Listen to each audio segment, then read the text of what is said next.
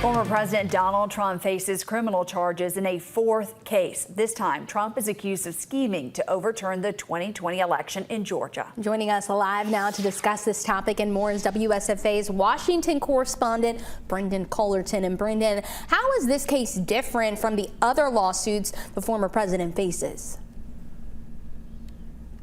Sally and Rosanna, a few key distinctions here. One, not only is this a state case as opposed to a federal case, but it's a state case in Georgia where it's customary to allow cameras inside the courtroom. None of the other three cases that Trump has already gone through or started to go through have allowed cameras in the courtroom. So anyone who wants to see what it's like for a former president to actually be in court, they'll get their wish. Another key distinction is that this is a RICO case, maybe better known as a racketeering case. These were laws developed in the 70s to go after mafia bosses who kept their hands clean by having their henchmen do the dirty work. It changes what you need to prove. Instead of having to prove that the former president directly engaged in illegal acts, they need to prove that he orchestrated others to do so at his whim. Being a RICO case, it also allows them to charge a long list of defendants with the same crime. Brendan, Trump is one of 19 defendants charged in this case. How does the long list of defendants affect this case? I think it works both for and against the prosecution. It can be difficult to try such a long case in just 6 months, as the DA says she would like to do. These are 41 counts, 19 defendants. Ordinarily, this would take years to prosecute, but they would like to do it ahead of the 2024 election. On the other hand, when you have all of these defendants charged with the same crime, in this case, one that has a 20-year maximum potential sentence, you might be able to get some of them to turn on each other and testify against each other in order to take a plea deal.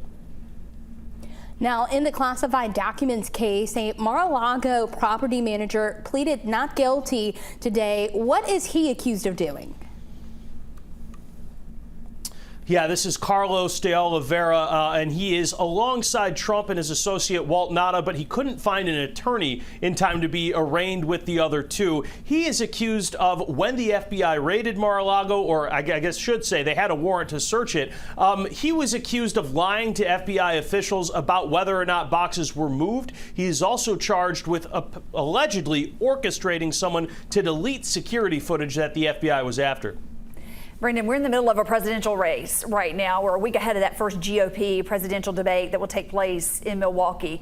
Will any of this affect the presidential race? Have we seen it affecting anything yet?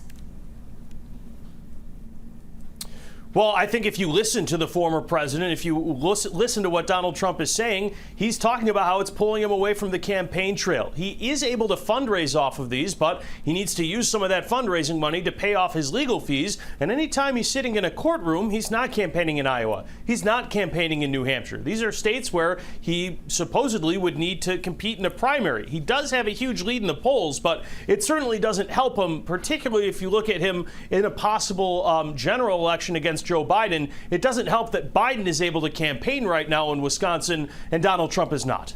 President Joe Biden is visiting Wisconsin. What is his message to voters there? Well, it is a conveniently timed trip for the president ahead of that first Republican debate in Milwaukee, where those candidates will almost certainly slam the economy. Biden getting ahead of that, messaging, talking about Bidenomics, talking about how the unemployment rate is low, how people have jobs, how inflation is cooling. And next week, you can be assured that those candidates will talk about inflation. Brendan Cullerton live for us for the very latest from Washington, D.C. Brendan, thank you so much for your time.